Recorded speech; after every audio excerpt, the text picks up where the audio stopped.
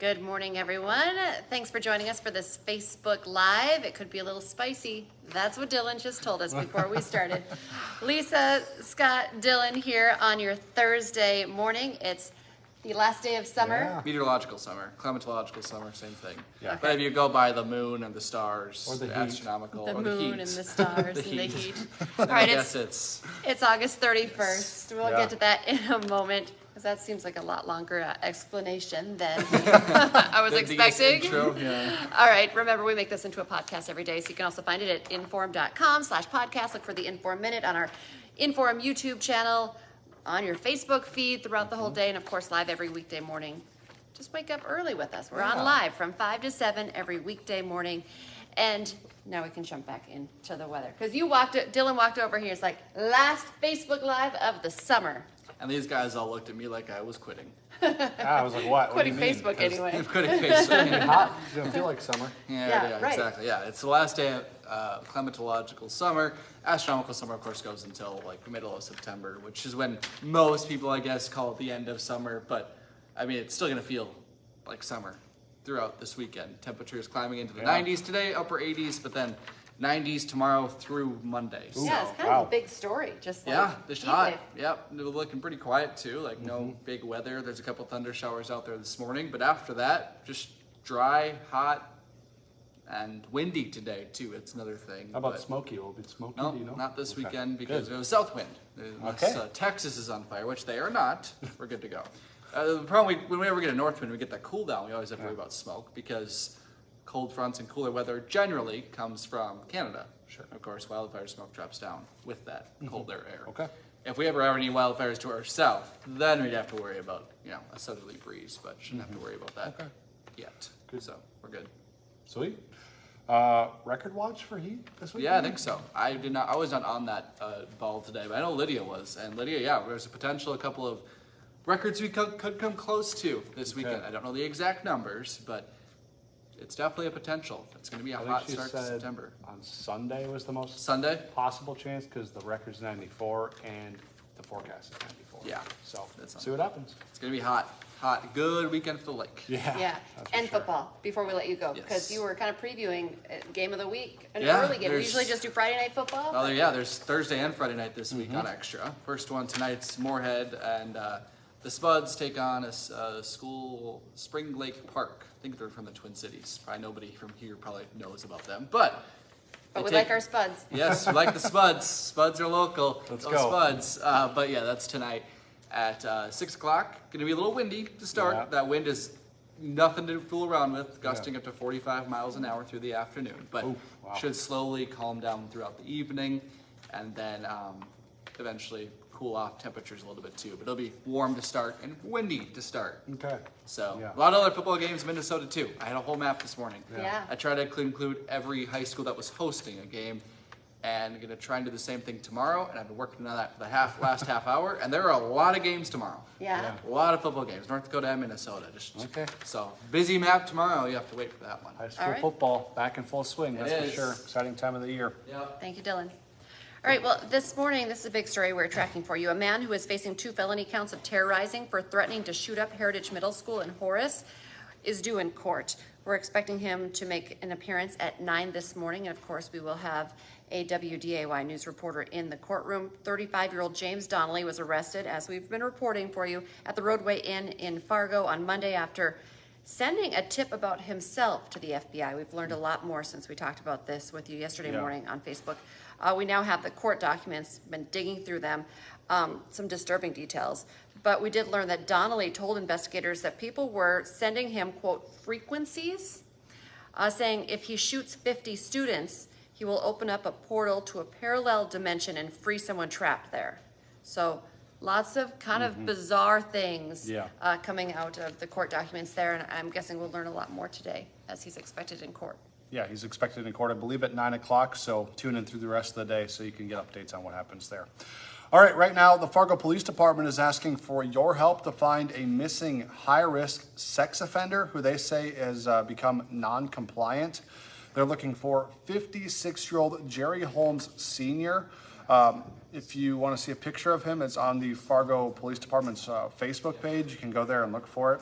If you do see him, do not approach him. Instead, call 911. Let him know where he is, where you saw him, what he's wearing, who he's with, all that kind of thing. He was convicted back in 2010 for soliciting a 17-year-old girl. He has to register as a sex offender for the rest of his life. He is 6 feet tall, 190 pounds, blue eyes, brown, balding hair. There is a warrant out for his arrest in Cass County right now. Okay, starting today, drivers in Moorhead will have to deal with some lane closures along I-94. Good news is it's not happening during rush hour, not this morning or after work. They're going to try to do it overnight so that it really doesn't impact as many drivers, because of course that could be a huge mess. I-94 near the 20th Street Bridge will have lane closures in both directions starting at 8 o'clock tonight. So if you do drive late in that area, you'll run into some problems. They're going to be doing some pavement surface repairs in the area. They'll work all night, should be done by 6:30 tomorrow morning. All right, today the rest of the students up in Grand Forks are heading back to the classroom.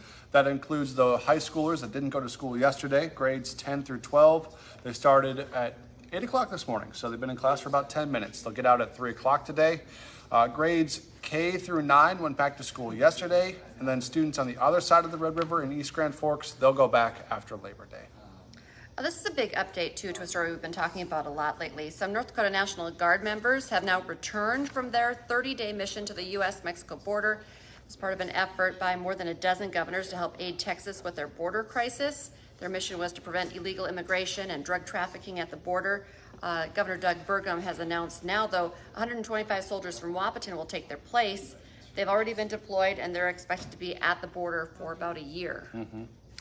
Today is International Overdose Awareness Day, and because of that, Fargo Cass Public Health is honoring those whose lives have been altered by these tragedies. A Chalk Talk event is taking place at the Harm Reduction Center in Fargo from noon to 8 o'clock today. The community is invited to come there, share their personal stories through chalk drawings or writings. The chalk will be provided, so don't worry about having to bring any. A local artist will also be there to commemorate loved ones lost to overdose. They're going to be adding their names to the overdose awareness mural, which is really beautiful. We saw some video of it this morning. So if you want to have someone's name added to that mural, stop by from 4:30 to 7, and then you'll just give their initials to the artists, and they'll take care of the rest of it. Right now, Idalia still causing a lot of problems. Of course, it was during First News yesterday, right, when it made landfall. Yep. So then you kind of think, oh, okay, made landfall, it's done. No, still Not the case. not the case. Like 40,000 people are without power right now. Storm surges are expected to continue today all along the southeastern coast. Winds still up to 60 miles per hour. One of the most powerful storms to hit parts of that region in more than 125 years. Up to 5 feet of water in some areas because of that surge. We were talking about one area, Cedar Key. The storm surge reached 9 feet. Yeah, it's not only impacting Florida. Of course, it's kind of moving up into the Carolinas and that kind of thing too. So a lot of impact. Also, right around Labor Day, so travel down that way is going to be impacted by that. But all the travel for the holiday weekend already kicking off today. Some people getting an early start on their long weekend. The Federal Aviation Administration expects to have at least 52,000 flights in the air. So far this summer, TSA has screened about 228 million passengers, and that's still counting. Between tomorrow and Wednesday, TSA expects 14 million people to travel by plane, and some travel plans will likely be affected by bad weather, including the aftermath of Hurricane Idalia. AAA says the top 5 destinations in the U.S. this holiday weekend are Seattle, Orlando, which of course is kind of where the storm is, also Anchorage, Alaska, and then New York and Las Vegas. I was kind of surprised by that list, to be honest. It's kind of Anchorage especially, that's a long ways to go. Yeah, Labor Day weekend, Anchorage is a tough spot. It's probably beautiful. I don't know. Maybe it's, who am I to say?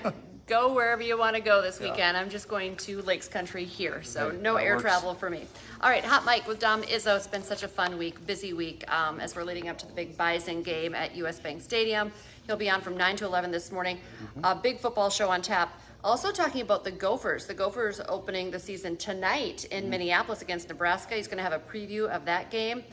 Plus, Minnesota high school season kicks off. We kind of already got a preview of that from our own sports reporter Dillon Vogt / meteorologist.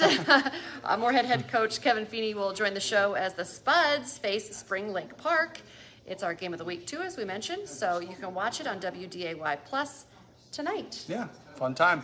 All right, and then remember, for 99 cents a month for your first 3 months, you could get an all-access pass to Inform.com. Just go to Inform.com/subscribe to get that deal. That deal, I think maybe there might be a few more days as well of the 6 months Okay. for $2. Good deal. Yeah, that's So an no even matter better how deal. you look at it, you're getting a good deal. It's an all-access pass, like you just said, with all the sports, news, weather. And reminder, we're back with our next newscast at 11 this morning, and then we have you covered this afternoon, 4, 5, 6, 9, and 10 for more WDAY news. All right, folks, enjoy your day. Stay cool out there. Don't blow away. Bye-bye.